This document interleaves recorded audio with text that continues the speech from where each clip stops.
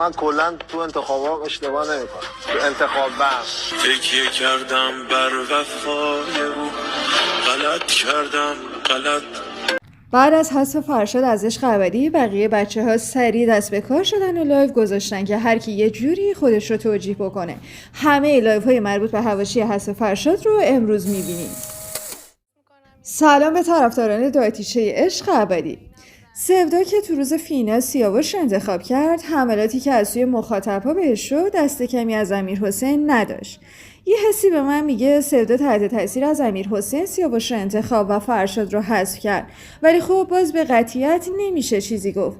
لایو سودا رو با هم دیگه ببینیم که چیزای جالبی داره. بین سیاوش و فرشاد قراره بمونیم.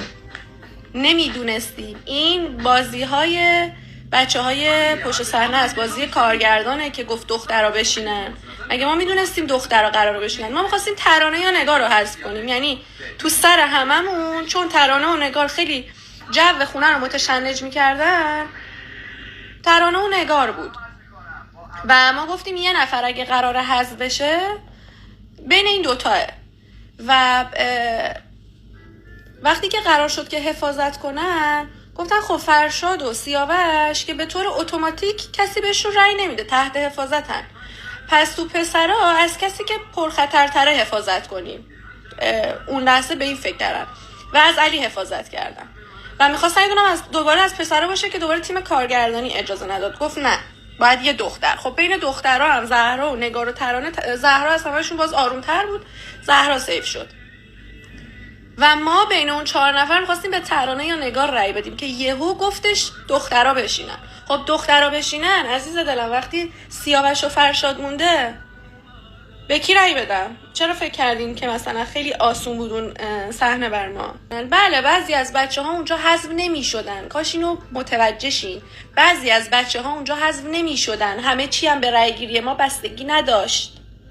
خودشون اگه میخواستن میدیدن فلانی در خطره، خودشون قانون میذاشتن دیگه. بازی که قانون نداشت، نگفته بودن که چارچوب فینال اینه. همون لحظه تو گوش پرستو جان اعلام میکردن، همون لحظه به ما میگفتن مطمئن باشین اگه اون کسی هم که شما میخواستین حذف بشه رو همون لحظه کارگردان گفت میخوام از فلانی حفاظت کنم مثلا.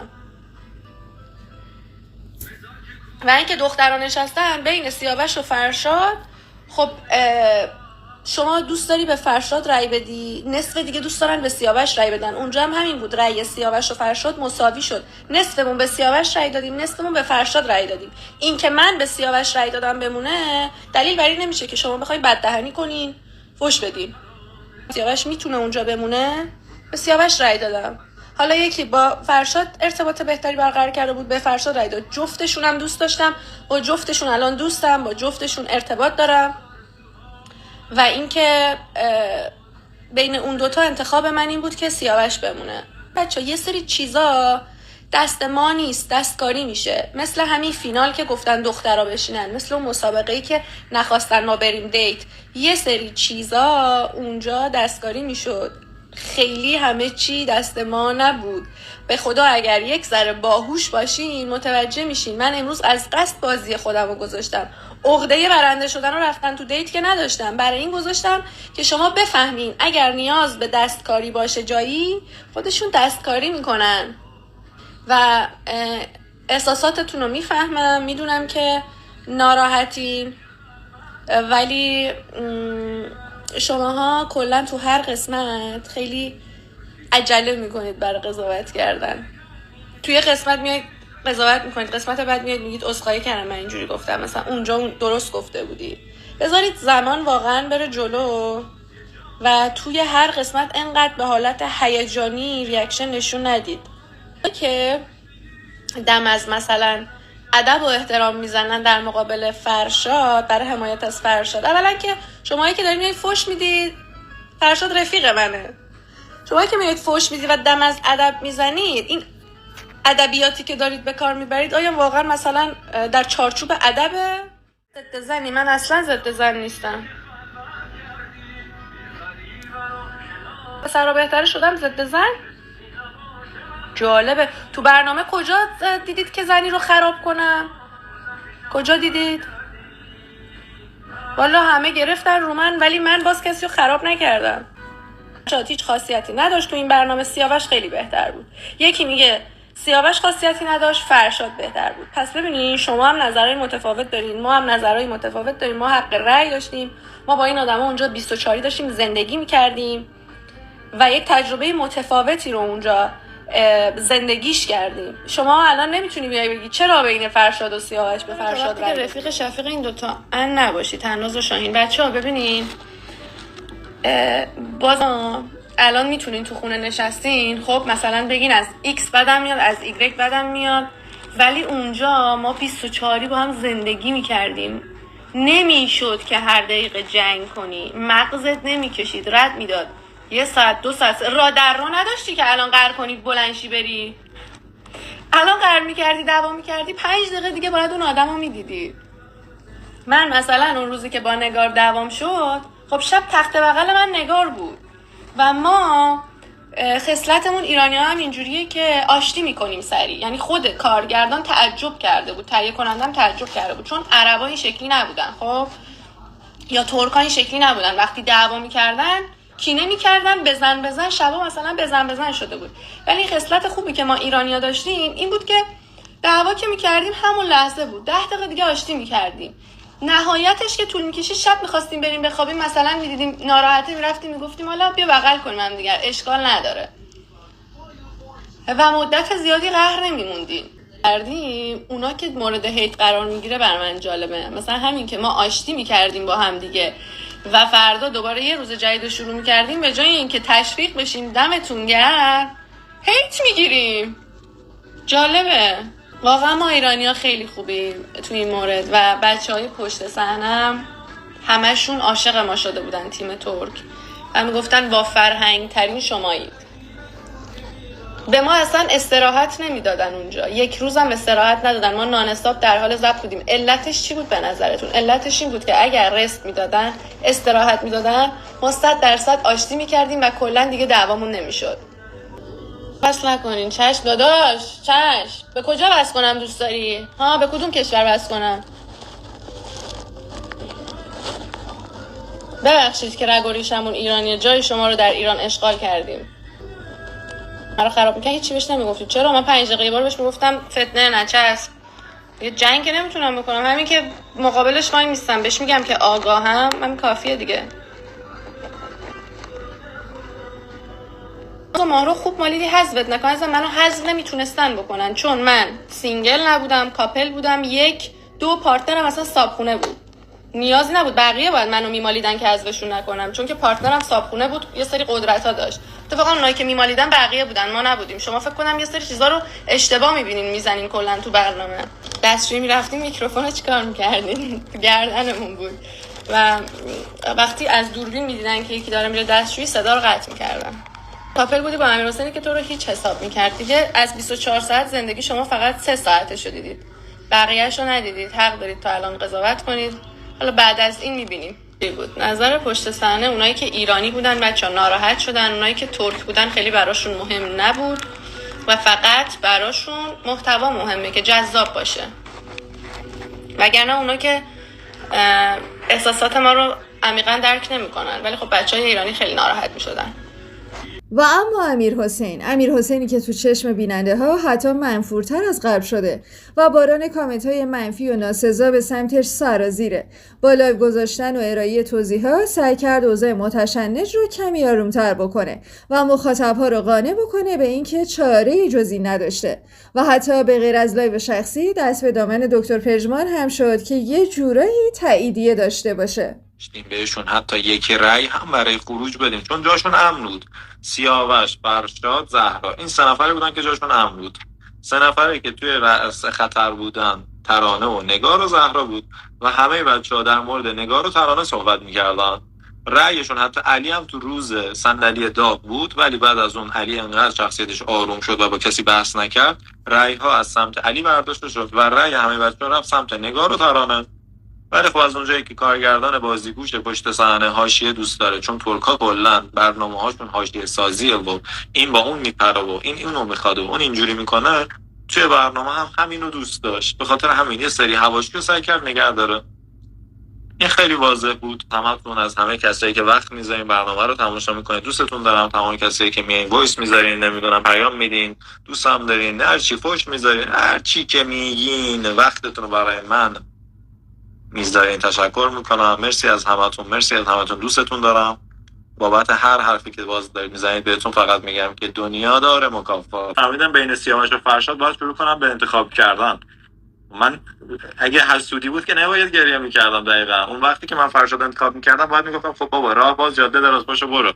ولی اجازه بده من به عنوان کسی که واقعا خیلی از این حاشیه‌ها به دور بودم، نه که نخوام، واقعا فرصت نکردم، واقعا افتخارشو نداشتم که در کنار شما تک تک باشم و بپردازم به این موضوع، ولی به عنوان کسی که توی این برنامه شرکت کردم و 24 ساعتی با شما زندگی کردم، واقعا میخوام حالا به کسایی که توی این لایف هستن عین واقعیت رو بگم.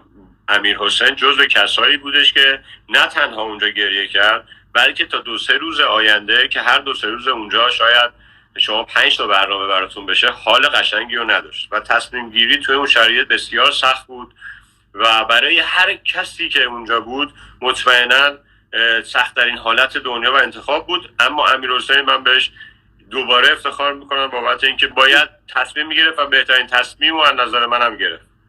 خب میدونی این بهترین تصمیم رو گرفت، به خاطر اینکه نمیتونن بچه‌ها الان مثلا اینو درک نمیکنن. آقا اگه فرشاد میمون تو این خونه بین سیاسیاش با هیچ کی اوکی نشد از روز اول، خب با هیچ کی نتونست. اگه مهمان جدیدی وارد بشه شاید احتمال اوکی شدنش با یکی هست، ولی فرشاد تو خونه‌ای که قراره نگار یک هفته دیگه بمونه و پریسایی که قراره یک هفته دیگه بمونه و با پریسا اوکی نشده، خب من بین فرشاد و سیاوش باید سیاوش رو نگه دارم، فرشاد رو بگم بره، به خاطر اینکه فرشاد با نگار نتونسته ادامه بده. و اگه این مهمون جدیدی وارد بشه، حضور نگار شاید تو اون خونه باعث بشه روابط اینا هم به هم بخوره. فرشاد در نظر من بسیار بسیار پسر خیلی خیلی خوشتیپ، خیلی مرد دوست داشتنی از نظر من، رفیق با معرفت، خودش میدونه من چقدر دوستش دارم و برای هممون دوست داشتنی بود.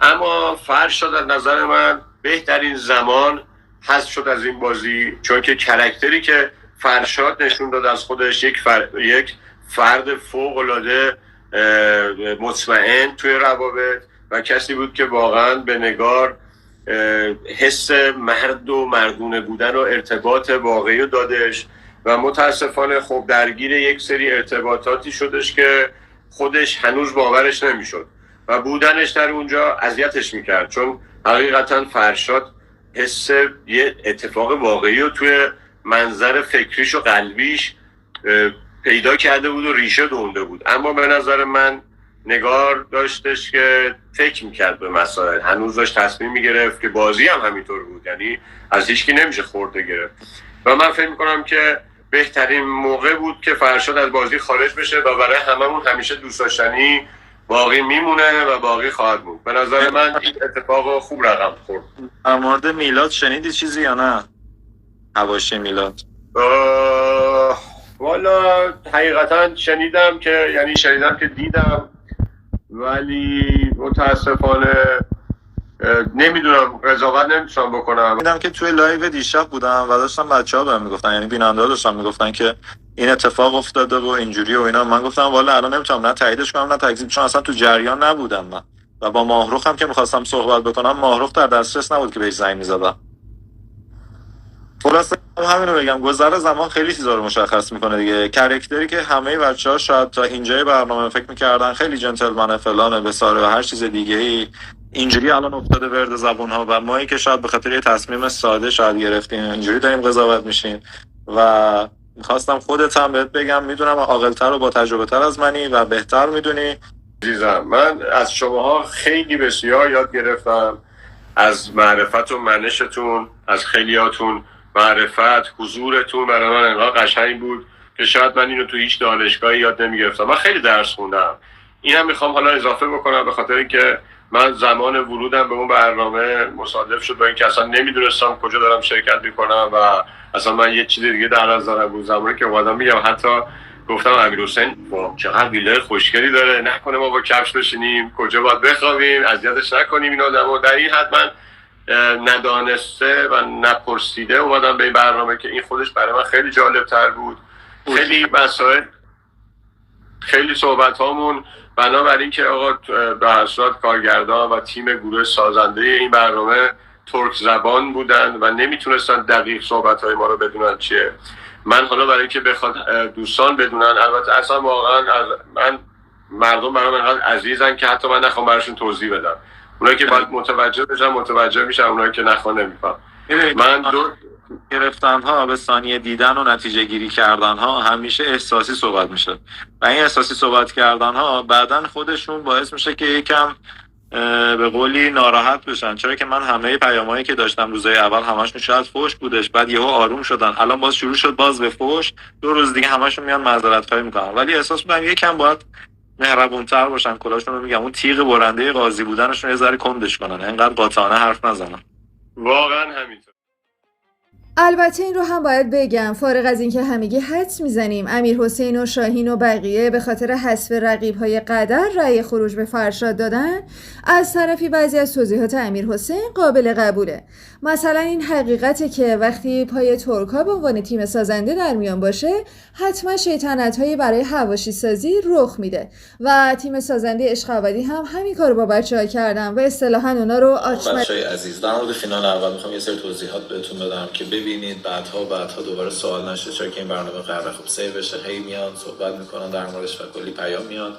گفتم از الان اینا رو بهتون بگم. ما 3 تا گزینه پسر داشتیم، 3 تا گزینه دختر داشتیم برای حذفی و 3 نفر در تیر رأس کامل بچه‌ها بودن که بخوام بهشون رأی خروج بدن که علی، نگار و ترانه بود.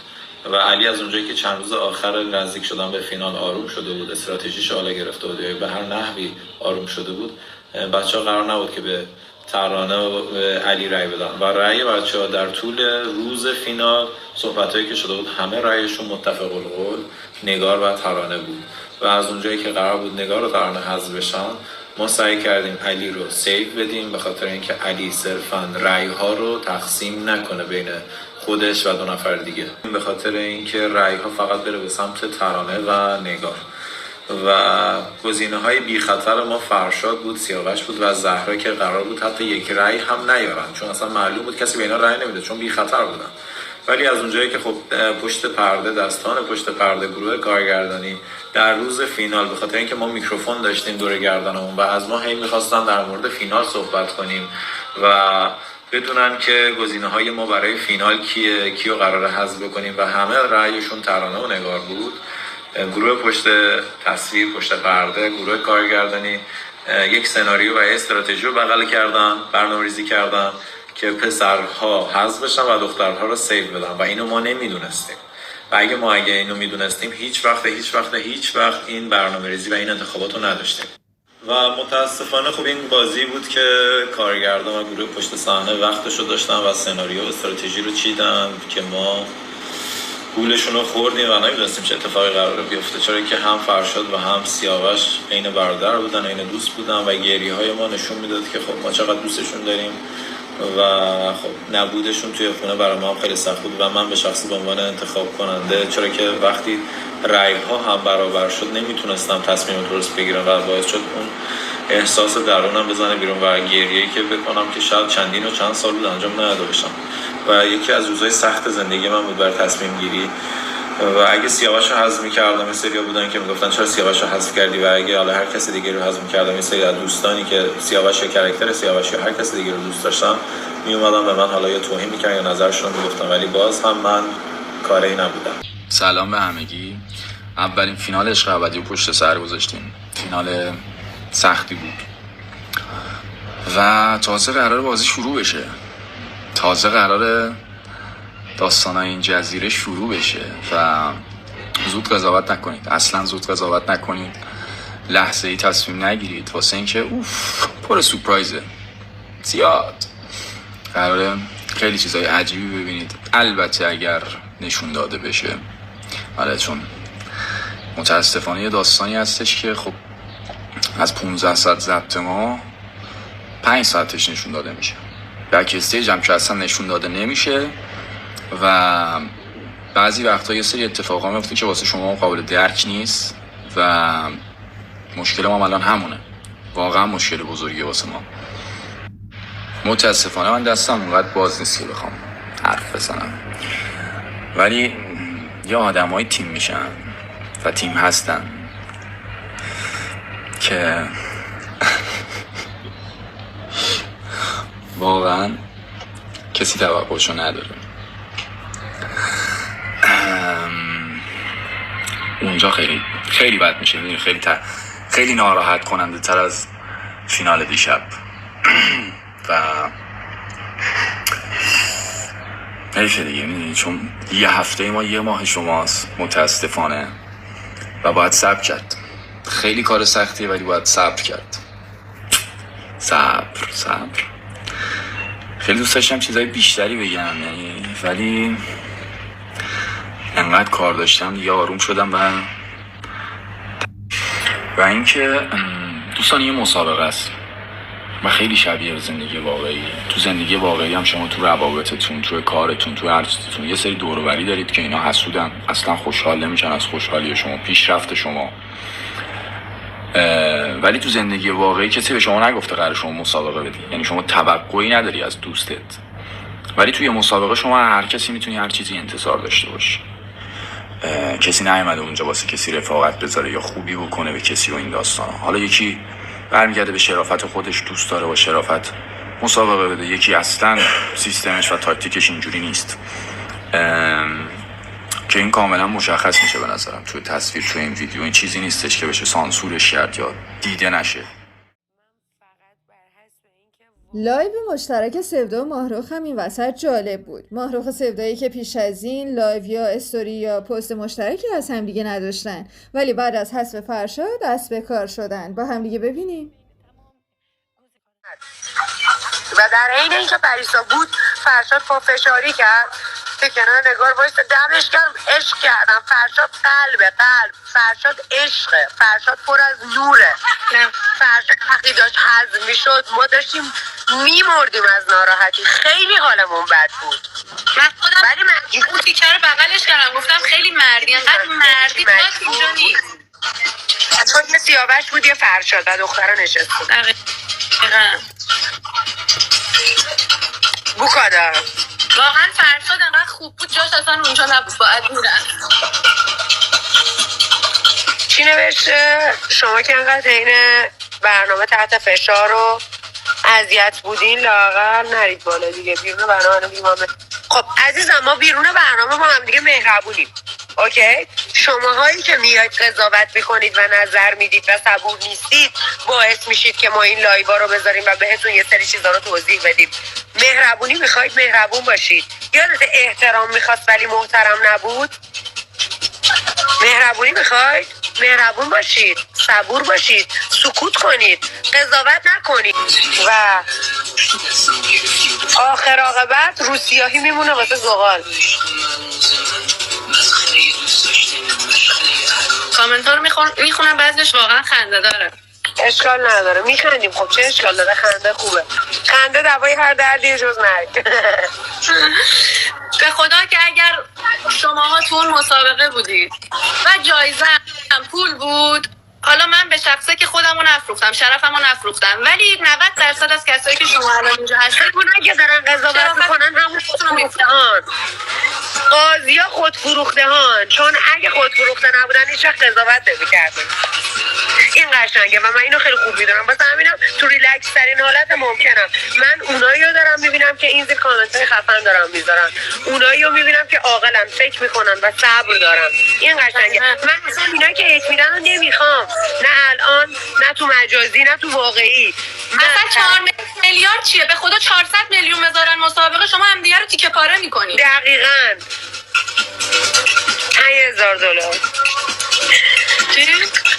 $5,000 هم میذاشتن هم دیگه رو تیکه پاره میکنن. $5,000 به خدا یادته؟ $5,000. سلامتی اونایی که با عشقن، با عشق میبینن، با عشق صبوری میکنن و با عشق قضاوت نمیکنن. بوس بهتون. بوس به خودت. بریم لایو به برو تو هم خوش بگذرون. عاشقتم. خب منتظر نظراتتون هستم. حتما دیدگاه های خودتون رو در ارتباط به این قضیه بنویسید که فکر کنم حالا ادامه داره. متشکرم از همراهیتون. مراقب خودتون باشید. خداحافظ.